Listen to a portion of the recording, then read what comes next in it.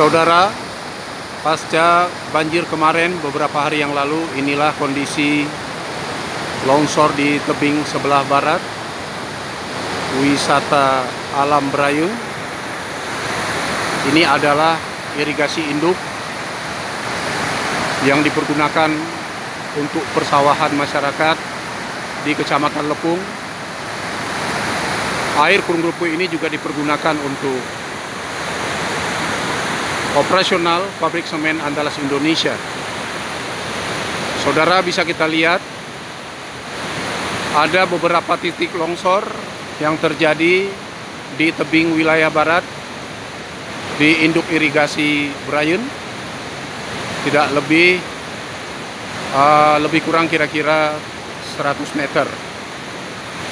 Mohon perhatian kepada pihak terkait supaya abrasi tidak terjadi atau longsor tidak terjadi pada irigasi induk Brayung Kecamatan Lepung.